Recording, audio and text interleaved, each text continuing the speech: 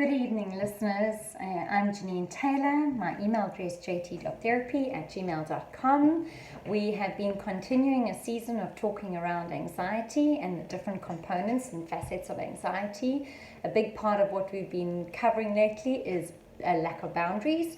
And one portion of that is something that we refer to as assertiveness. And if we think about, well, what is assertiveness? And we think assertiveness is kind of thinking about yourself and behaving in a way that aligns with how you feel, so that someone can know exactly what's going on in your thought process just by what you are commenting. So if we think about an assertive person is somebody who is direct, who asks for what they want directly, and sometimes they can do it in quite a bombastic way, but sometimes they can also do it in a very gentle and firm way. A non-assertive person is a person who's actually very passive and sometimes can be quite passive-aggressive. Sometimes they can be that person that always jokes around with you about certain things, but there's always a dig. And it's almost like they're trying to give you a hidden message and you're constantly needing to read between the lines.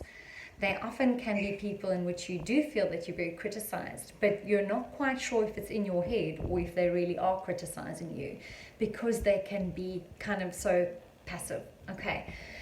A non-assertive person is so concerned with being liked and accepted that they may not actually recognize the need to be able to stand up for themselves. And that's the difficulty of the situation.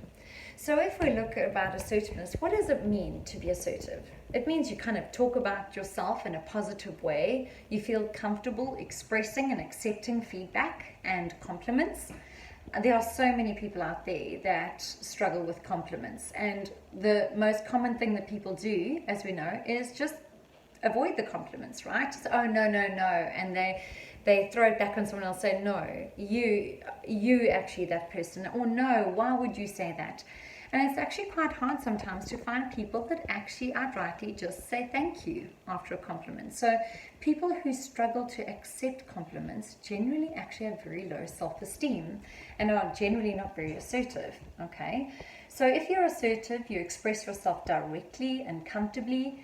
You also ask for what you want and you expect honest and fair treatment. And you also state disagreements honestly, okay? You're usually someone that has eye contact, has quite strong posture. Your voice and tone can be calm and reflective. Sometimes it might boom out a little bit, but it will generally be quite reflective. And you'll generally be quite honest in expressing yourself, okay? Usually people who are quite responsible in their assertiveness are people who maintain quite healthy relationships, because as we can see, they're based on openness and honesty. And remember, being an individual, you need to remember that you have the right to change your mind about something. You have the right to put your needs and your feelings first. And you have the right to say no without feeling guilty. If anybody asks you for something, you have the right to say no without feeling guilty. I think of all the grannies out there and the grandpas, let's not forget them. I think how many grannies and grandpas are often asked to look after their grandchildren. And it's just a given that they should say yes and that they should feel privileged to look after their grandchildren. And agreed, while it is a privilege, it's also not a dumping ground.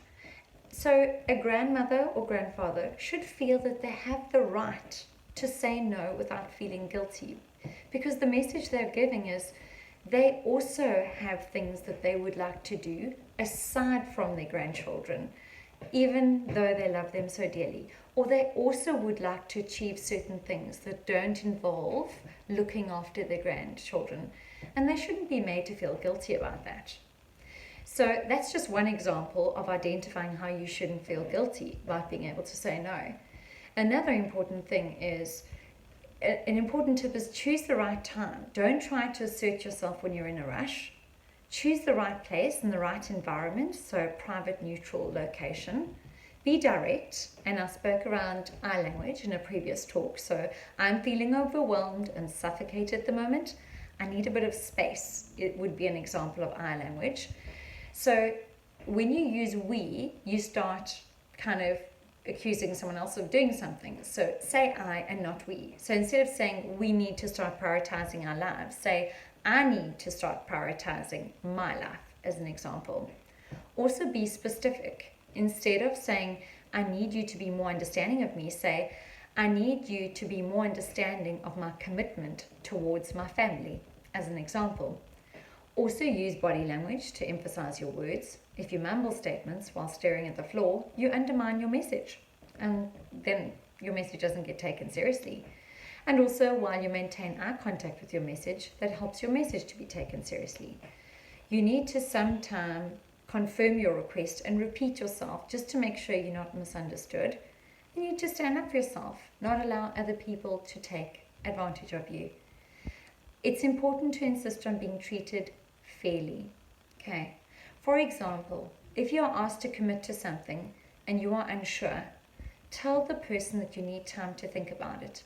Take your time, as we've discussed in previous sessions, and then get back to that person. Express your opinions honestly. When you disagree with someone, do not pretend to agree. When you are asked to do something unreasonable, ask for an explanation. Because if you don't get that explanation, what's going to happen is you're going to jump to your own conclusions. Okay.